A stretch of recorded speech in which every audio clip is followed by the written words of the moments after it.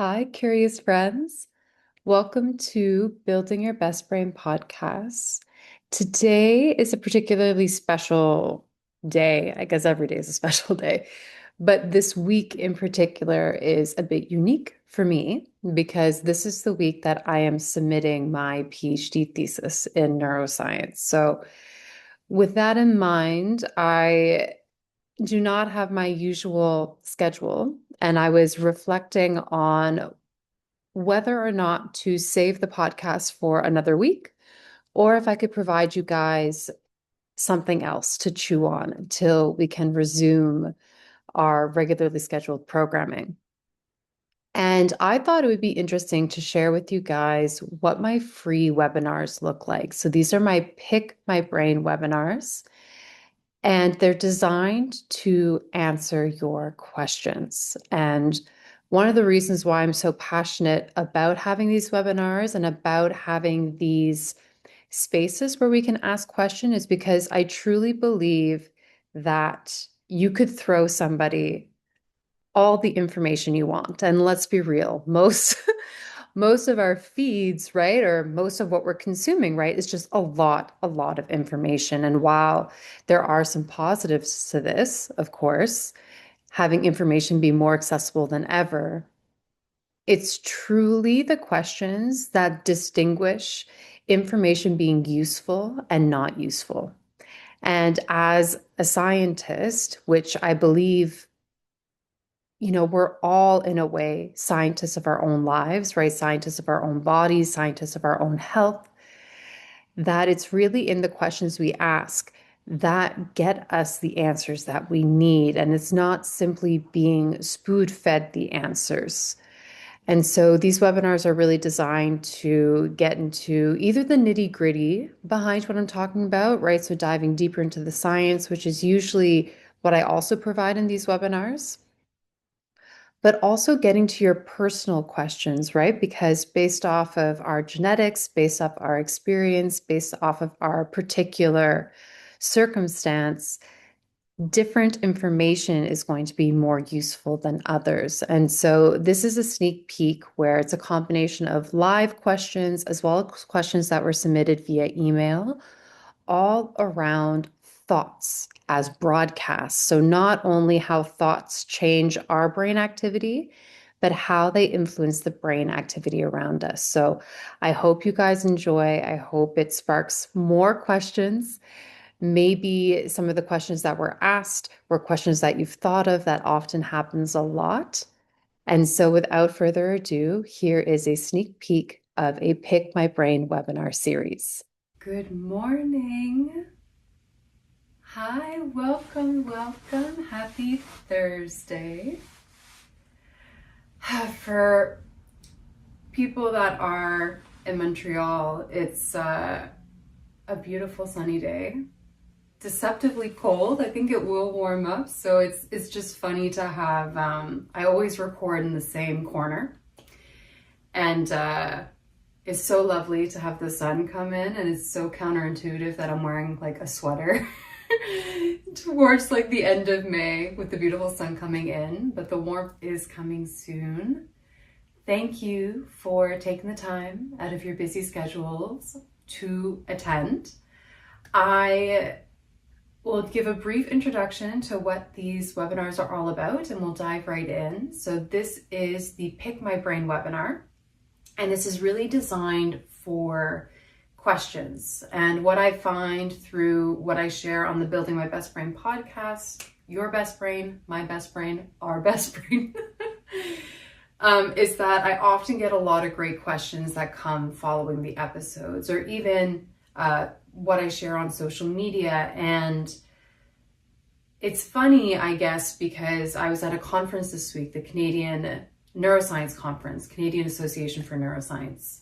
It's in Montreal every 3 years. They rotate between Toronto, Montreal, and Vancouver. And it really came birth out of, in those conferences, all we do is ask questions. And so when I put this webinar series together, it's really geared towards questions because that's how we all benefit from learning in a deeper and more meaningful way. And it's not simply one directional, it's also for myself, right? To be able to make sure that I'm explaining things in a way that are understandable, that are applicable. And so these webinar series are really guided towards answering questions. No question off the table.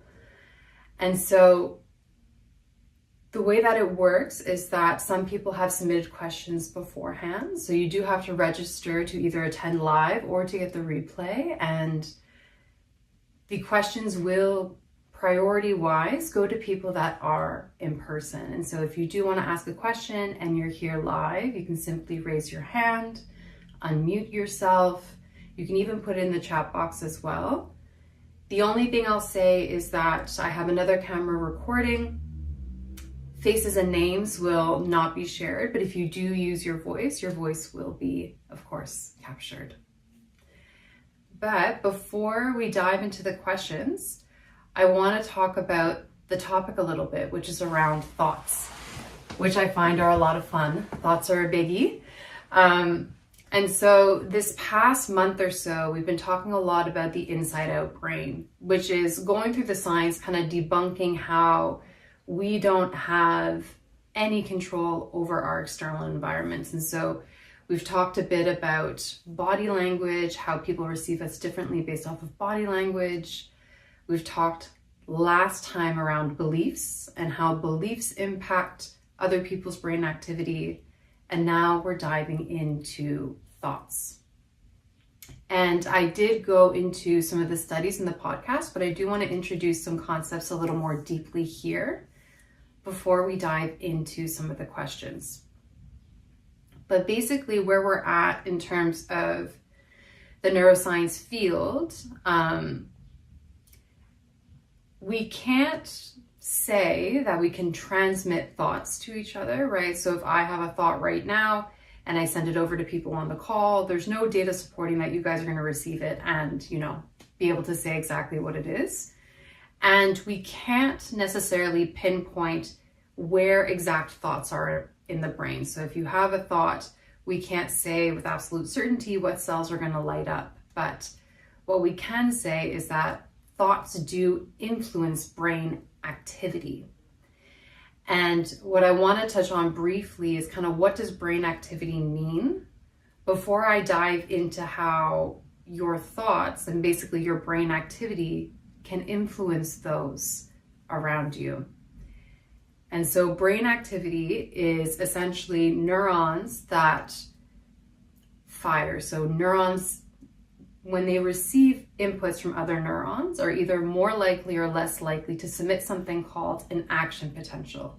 And this is an electric current that goes down this long skinny part of the neuron, which is the axon, and makes a neuron more likely to fire or less likely to fire. If it fires, it releases neurotransmitters, and then the whole cascade continues with other cells.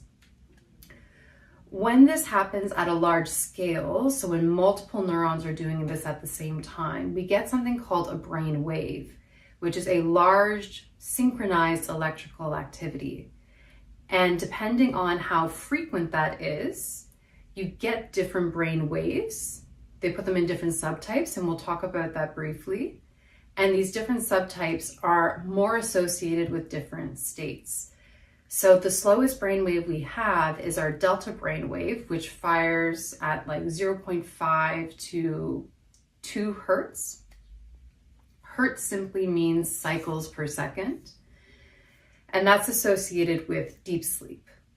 We then kind of make our way up the frequency ladder, if you will, and we have our theta brainwave. So our theta brainwave fires between 4 to 8 hertz. This is still quite a slow brainwave associated with light sleep, but you can be conscious when you have a lot of this brainwave, and it can be associated with flow state, creative states, being able to access the subconscious as well.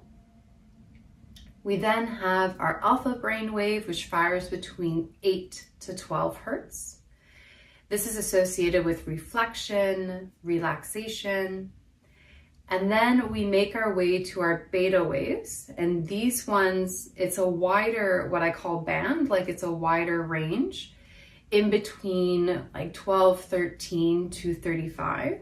And it's even kind of binned into subcategories, but that one is associated with learning. And it can be associated with almost like creating new circuits, which is what learning is, right? Is creating new circuits or strengthening new circuits. And largely because the activity is high frequency, right? So when we think of strengthening circuits or creating new circuits, using those neurons over and over again, firing the same way, is a large part of that.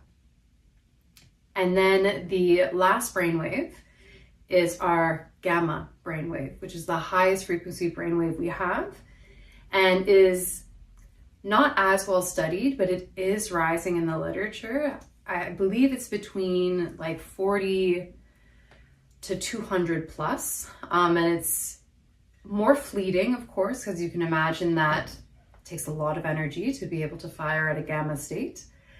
And that state is more associated with being an expert in something or higher consciousness levels, that kind of thing.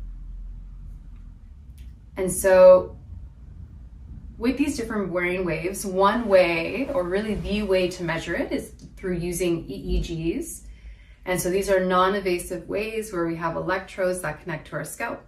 And then basically we aren't able to get precise, what we call like anatomical or spatial information, but we're able to gather kind of from the scalp broad regions and the brain waves that are happening at those regions.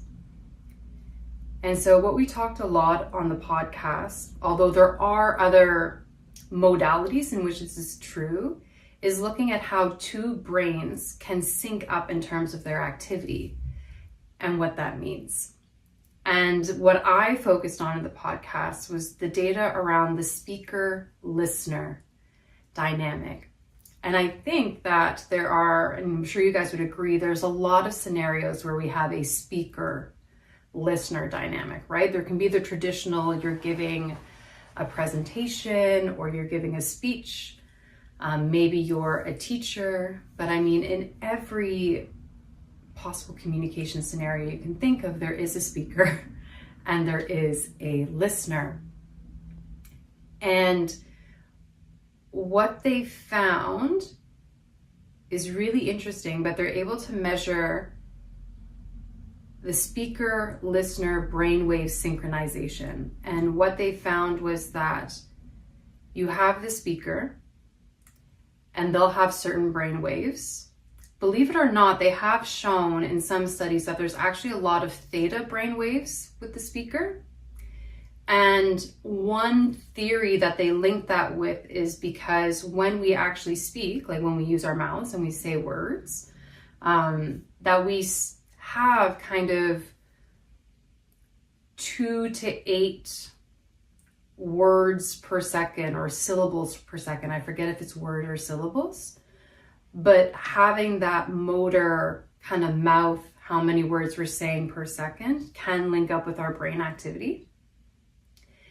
And that the receivers of that information sync up with a lot of the speaker's brain activity. And when that oscillation occurs at roughly the same time, it does increase what they call the comprehension scores or the cooperation scores, right? So the listener being able to understand what the other person is saying, being able to want to participate and cooperate and be compassionate towards the speaker increases when they sync up.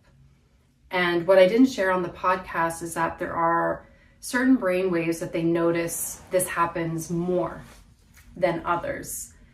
And they typically are the slower brain waves. So often the speaker-listener dynamic, if there is good synchronization between the two, is typically the delta, theta, and alpha brain waves that are in sync, which is really interesting because those are the slower brain waves, right? You could potentially argue that those are the brain waves that are more associated with a calm, relaxed flow state, and that those typically sync up better, and that the understanding and the cooperation between the two people increases when this syncs up. And what's interesting as well is that in certain scenarios, the listener can actually, and I'm sure some of you guys have experienced this, whether it's a speaker-listener dynamic or even they've seen this when you're watching a movie, it can happen in anticipation of something, right? So let's say you're watching a movie and for some reason you're just like, that character is going to say that. You've never seen the movie before. That character does say that. There is this anticipation that can happen with the speaker listener, where the listener actually, their brain waves change before the speaker's brain waves change in the same direction, which is pretty nutty. And so why I share these studies, besides the fact that, you know, they're very interesting, is this idea that our thoughts, right? Even though, again, there's nothing to say that I can transplant my thought and put it into your thoughts, but that our thoughts are a broadcast. They almost act like a radio station where people might not be aware, right, that they're picking up on your brain activity, they're picking up on your thoughts, but that they are listening as you're speaking. So the words you're using is only a part of your communication, but your brain activity, which can be tightly linked with your thoughts, is another element to this speaker-listener dynamic. And so what we're going to do is we're going to dive into some of the questions. I'll start with one question that's been submitted, and then I'll check with people live to see if there's any questions that have come up, because that was a lot. That was a lot of information, so we'll allow that to digest a bit. That was a bit deeper than what I did on the podcast, but I find it fascinating that, and I was a bit surprised, to be honest, and maybe I need to do some more digging, or maybe the results will come soon, but that's the slower brain waves that sync up more easily than the higher frequency brain waves. But the first question is, how do I start a thought cleanup before I go into a role where I am a speaker? And this was a call to action that I put at the end of the last podcast. And so I'm glad this question came up, because it can feel a bit confusing or daunting. But before you're in a speaker situation, right? Again, whether that's work related, even, you know, a really great place to start practicing this is if you know you're going to have a big conversation with someone, or you know that you're going to be in a big social situation with people that, you know they're always going to bring up a particular topic, right? If you have friends that love to bring up politics, or they love to ask you what you're doing with your life, right? Like, you know, the questions are coming. This can be a good exercise, which is just to write down all the thoughts that are circulating through your head around that particular event. And so if we use the, let's say, family or friend circle dynamic, and you're kind of swirling thoughts of like, you know, oh, they're going to ask me what I'm doing with my life. They're going to ask me how work's going. They're going to ask me how so-and-so is going. And the thoughts associated with that, right? Are you excited to talk about that? Are you not excited to talk about that? Are you dreading certain aspects of that dynamic? And in that moment, in small ways, it doesn't have to be a huge, you know, like unpacking. It doesn't have to take hours, but see if you can, in small ways, rectify those thoughts, right? So in some cases, it can be, you know, okay, well, I don't want to talk about this, but I do want to talk about this. And then that way that thought is settled. Or it can be even neutralizing one of those thoughts, right? Like, you know what, if this comes up, here are the cons, but here are the pros. So if it does come up, it's okay. Like, everything's going to be fine. You kind of neutralize it that way.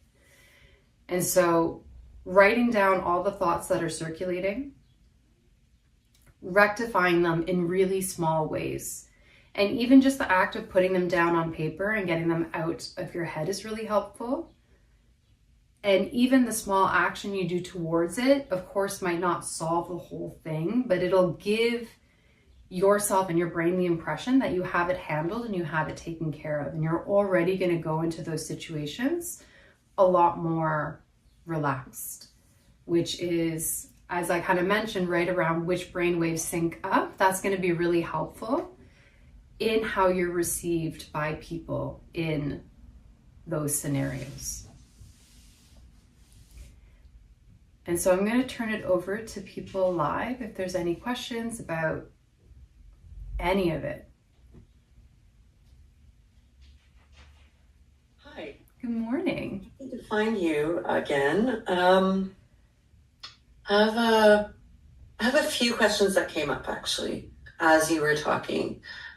There's more and more people that are going through mental health breakdowns because of everything that's going on, the environment, and we can't control the environment, and our thoughts keep on looping behind our minds, even though we're living a reality that's very different than our thoughts, and sometimes projecting our reality into our thoughts, projecting our thoughts into our reality, I'm sorry. And somehow I feel like these brain waves syncing when we have mental health challenges, when we feel like we're not enough, when we feel like there's an imposter syndrome, or we're not doing well at work, or there's a major life situation with family or with loved ones that happen, or a dynamic that changes, that really comes and catches our core wounds from my childhood that gets triggered or that gets challenged. How does, that was a lot of information in one, I'm sorry.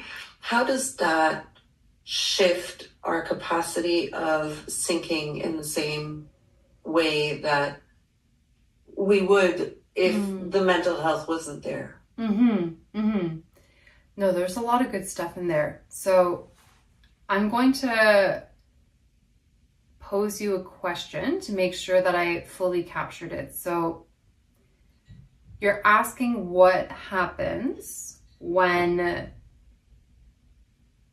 we're struggling with our mental health, right? Like, let's say we are in a triggered, fearful place, likely due or partially due to thoughts on repeat. How could we be able to participate in this kind of speaker-listener dynamic where we could then become a speaker that's able to synchronize our listeners in a way that's favorable? Is that kind of, did I miss any elements there? A speaker, or being the listener that can synchronize to the speaker. Because yes. I think that there's a projection, and there's a prediction and a projection that's looping in the back. Yeah. Let's put that back aside. And then there's the actual attention and awareness that the person has in that dynamic between the speaker and the receiver, right? The listener. Whatever the roles may be. Whether you're the speaker, whether you're the listener, going through those mental health challenges, how does the brainwave syncing shift? Because I assume that when we have, I know it's a big question and I'm sorry to bring this up, but I know that when we have mental health challenges, it's a little harder to learn because our nervous system is at lower capacity. And I assume that has something to do with it. Hence why the movement is important, the nutrition is important, the social context is important, that we keep ourselves in the loop of that. But somehow I know a lot of people, example, in the Persian diaspora, which are having this mental health breakdown at home because of what's going on in their worries and their fears and the worst case scenarios that have happened and that are continuing to happen back home versus the reality that they live in here, trying to learn and study and grow at work. Yeah, for sure. How does that shift our capacity of syncing back and forth, whether we're listener or speaker? Yeah. So I'll address that in a few ways because it's a very good question. And it links really well with what we're going to be talking about next week too, which is going to be either around emotions or the stress response and how that impacts other people's perceptions of us, how they receive us, their brain activity. But what you're describing around thoughts looping, mental health, anxiety, this is where, we can't locate thoughts in the brain, but we know that thoughts do change our brain state, right? So in those states, as you kind of mentioned as well, right, being the back of the brain, we're in a more hypervigilant state. We're in a more fearful state. We likely have our stress response turned on in a chronic way. And that does have impacts in, usually we'll have really high frequency brain activity. So we'll have what we call high beta or even gamma potentially. And usually we'll have that either in the front of the brain or the back of the brain. And it's not something that we can sustain for a long period of time. So usually there's a slump after that. So it's nice that you mentioned things like good nutrition, right? Because our brain uses a lot of energy. So if we're in those hypervigilant states, our brain is using a lot of energy. And what happens, especially if you're in a state that is more panic, you're using a stress response that involves really only the back of the brain. And so your frontal lobe is usually not as involved. And there have been studies that show that there's a decrease in blood flow and decrease in activity in your frontal lobe when you're in those panic states. There's been, to kind of bring it back to how this listener-speaker dynamic works, there's been no studies that I'm aware of that have looked at how mental health and how the stress response impacts it. But there are studies that are fMRI studies. So you're put in a scanner and you get good anatomical spatial information. And they have shown structures in the frontal lobe are usually in sync. So what I imagine, kind of bringing those two pieces of data together, is that it's more difficult for people that are in a hyper-aroused, hyper-vigilant stress state to be able to have that syncing. And so what that means is that the level of understanding and cooperation could go down. And so this is where,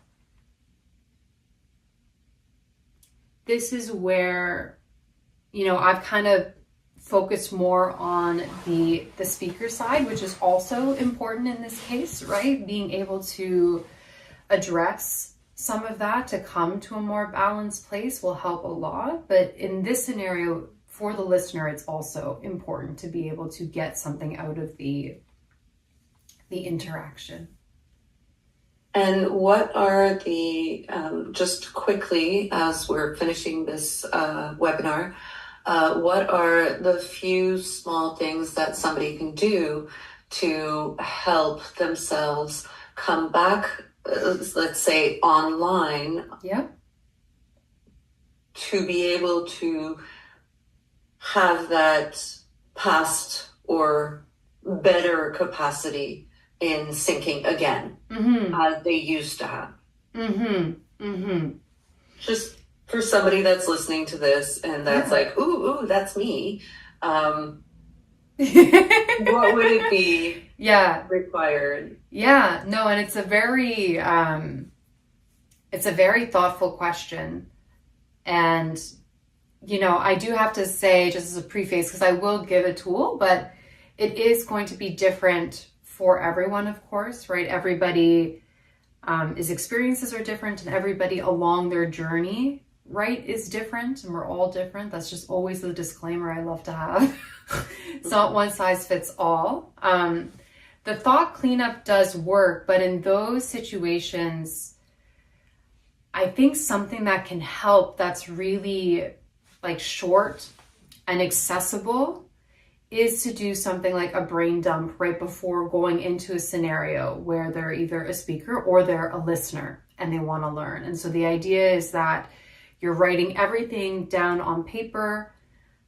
You could even, like, I almost want to say thought dump or angry letter, depending on how emotionally charged it is. But the idea is that you're getting everything down on paper. You're not focusing on grammar. You can even do it point form. You're getting it out, getting it out, getting it out, getting it out, and then you're leaving it. And while this doesn't, address some of the deeper wounds or other tools to help rewire it in a more meaningful, long-lasting way, for people that do want to help clear space so that can be more present, especially if they're working with somebody else on this, and those things take time, right? All these tools take time to work.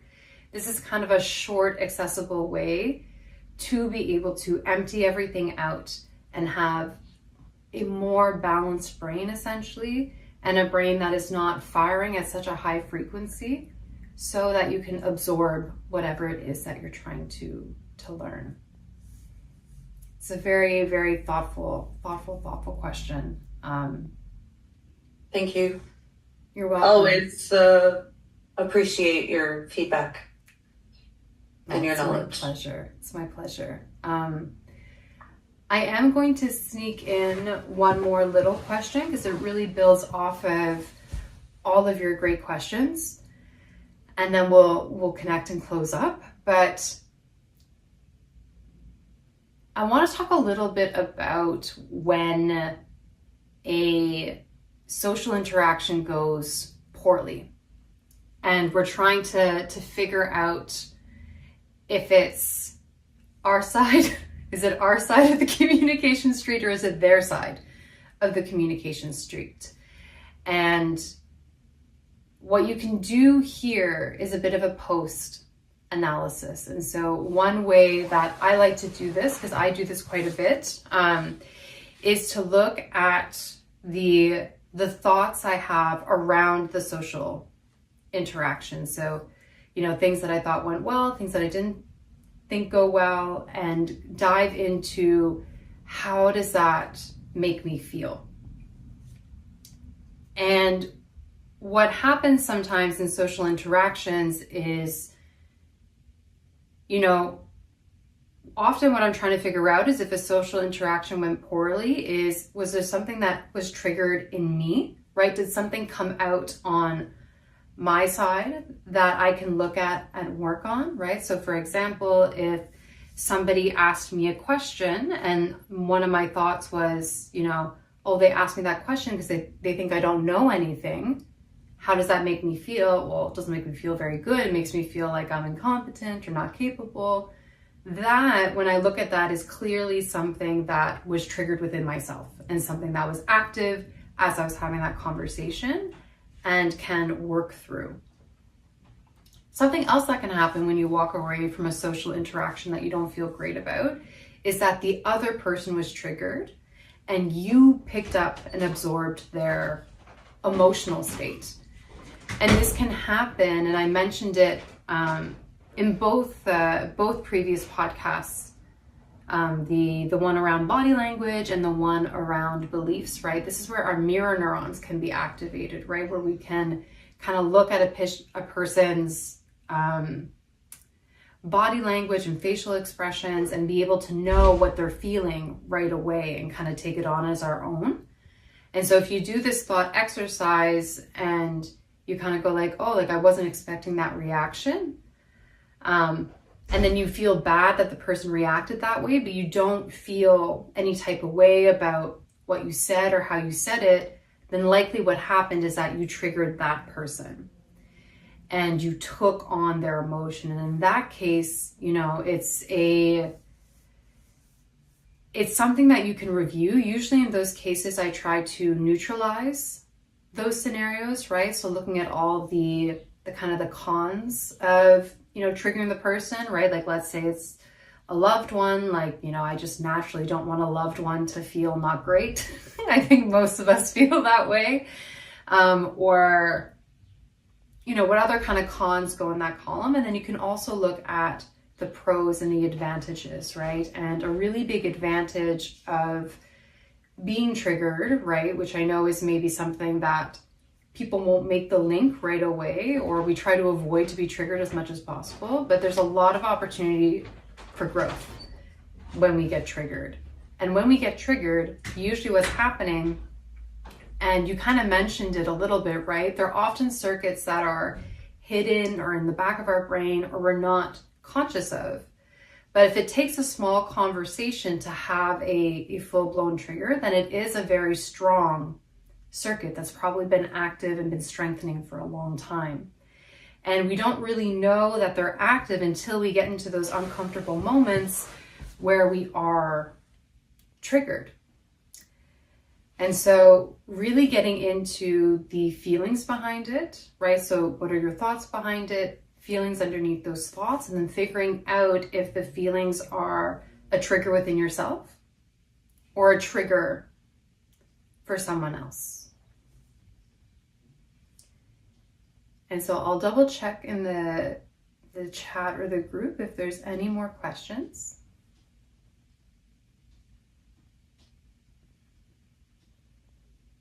No, I think we're good. I think we're good. Beautiful. Thank you so much for being here. Yeah, I appreciate your time so much.